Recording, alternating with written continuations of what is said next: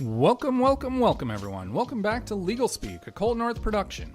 I'm the Law Morris, and this is the video essay series in which I get to talk about the games I've been playing and what I think of the medium as a whole. This week, we're supposed to have gorgeous Ben Reynolds guest writing for us, but a few things came up, so that one's still in the oven. So instead, we'll be talking about the classic console party, and more specifically, the one that showed up with the non-alcoholic beer and Trivial Pursuit and ruined everything for everyone. This week, we're going to be talking about the PlayStation Classic, so let's get right to it. Classic consoles seem like such an obvious idea, and they're one that several third parties and shitty Chinese knockoff companies started doing way back in the mid-2000s, so it still amazes me that it took so long for the heavyweights of the industry to become so interested. But once the apex predators perked their ears up and decided to do the idea dirty, a market for those tiny plug-and-play consoles appeared seemingly overnight. Nintendo launched the NES Classic in late 2016, then the SNES Classic in late 2017, and consumers were absolutely bloodthirsty for a nostalgia trip that they were sure wouldn't remind them of the fact that games from way back when weren't nearly as good as they remember. I should know, I'm one of the idiots that bought both of those consoles. But even after riding that short bus 2 years in a row, I was still a believer in the concept. And I saw these things as a fun little collector's item with ever-increasing price tags that I just didn't know how to say no to. In September of 2018, I woke up one morning to a stupid news story on Reddit that Sony had a classic console of their own in development. Like the dummy I am, I immediately pre-ordered this thing at the low price of only $100, while only knowing 5 of the 20 games that would ship on the console, and none of those being Spyro or Crash. Then, in October, the full game list was revealed, and it was what one could easily call the gaming equivalent of a flaming bag of dog shit left on your neighbor's porch. There were a few bangers making for a fun experience, but ultimately you're still left with a burnt up bag of dog shit. Call the fire department! This one's out of control!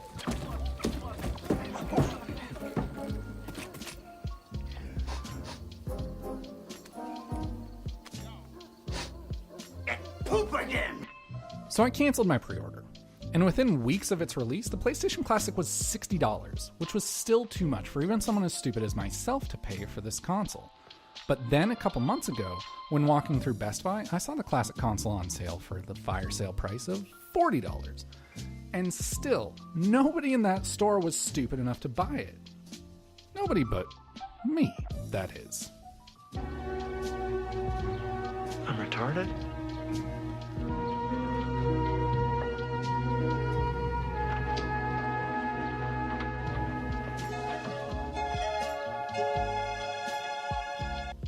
So here we are. These are my thoughts on the PlayStation Classic.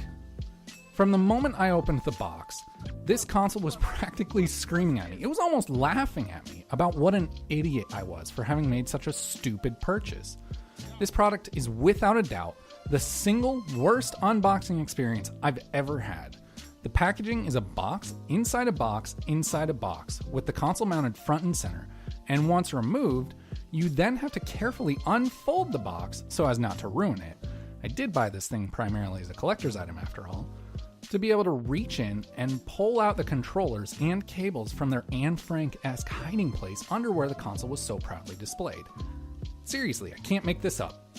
After what is no joke, a multi-minute unboxing experience, I finally had everything out and was ready to set it all up.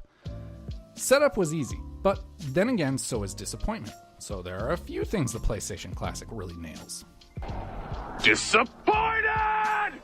The game selection on this thing is terrible. The exceptions being Final Fantasy VII, Resident Evil, Tekken 3, Twisted Metal, and of course, Metal Gear Solid.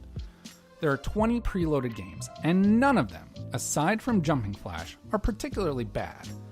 They're just not representative of what a transformative console the original PlayStation was for the medium of video games. When I think back to my PlayStation 1 days, I think of Crash Bandicoot, Spyro the Dragon, Crash Team Racing, Gex, Ape Escape, 102 Dalmatians. Okay, stop the video. I realized as I was editing that I did not give this game enough credit. If you have not played 102 Dalmatians on the PlayStation 1, go out, buy a copy, find a copy on Amazon, download a copy if you can, probably can't because of licensing, but go find it and play it. It is one of the best games on the PlayStation 1. It's up there with Spyro. It's up there with Crash. It is amazing. Now, back to the video. It's Toy Story 2, Star Wars Episode 1, Gran Turismo, Tony Hawk, Tomb Raider, Need for Speed, and Driver. It was a console full of iconic games that could have made for one of the best classic consoles to date. But instead, we got to play Destruction Derby, Cool Borders 2, and Intelligent Cube. Again, I'm not saying that those are bad games, but it just leaves me with the feeling that Sony played the JV squad and benched the varsity team and expected nobody to notice. I've said it before in casual conversation, and I think I've even said it on the podcast before, but games from the 5th generation of consoles have aged incredibly poorly, and the PlayStation 1 in particular has aged especially poorly due to the console's relative lack of power when compared to the Nintendo 64. In my opinion, console generations come in cycles of 2. One generation to introduce something revolutionary, and another generation to refine it. The NES was all about bringing games back into the mainstream with 2D games. And while I don't want to step on anyone's nostalgia feelings, most NES games are pretty bad, and very obviously a result of developers learning something new, but that's okay.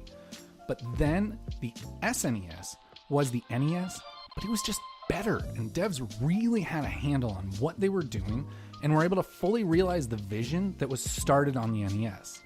Then the PlayStation and N64 came out, and we were back at square one, but with 3D games. Most games from that generation of 3D consoles weren't good, and they've aged horribly. Making a PlayStation Classic and filling it with games that are anything but the absolute best the console had to offer is willfully putting all the worst parts of the 5th generation of consoles under a microscope for everyone to remember in 2018 and 2019 now. But it's not all bad. These classic consoles are intended to be a conversation piece just as much as a game console. They're for a short trip down memory lane, not a primary method of consuming video games. Only the most sophisticated gaming experience ever created by humans, and it's spherical. Spherical! And part of that is presentation. The NES Classic and the SNES Classic were remarkably representative of their larger counterparts, making them feel much more authentic, and the controllers were almost a one-to-one recreation of the originals.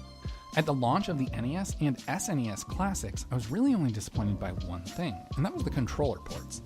It looked like Nintendo had a ton of those old connectors used in the bottom of the Wiimote just lying around and repurposed them for the classic consoles. It was a very minor flaw, but a flaw nonetheless.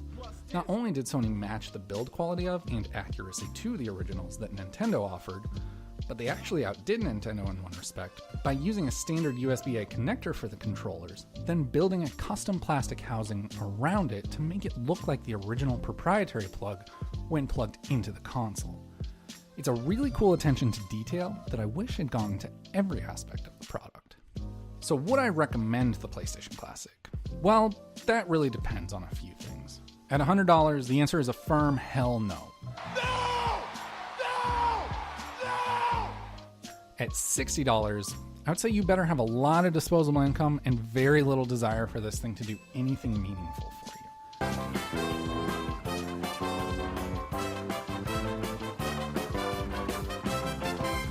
At $40, I would then ask some clarifying questions. Have you ever played Metal Gear Solid before? If the answer is no, I would then ask, do you have access to a GameCube, and can you buy the Twin Snakes on that? If your answer is still no, I would say go ahead and buy the PlayStation Classic for Metal Gear Solid alone. Other than playing Metal Gear Solid for the first time ever, or making a stupid video essay for 50-some subscribers on YouTube, there's really no good reason to buy this stupid console. So the PlayStation Classic that Sony released turned out to be a huge missed opportunity. Had it had better games and access to a DualShock controller, it could have been a really great console.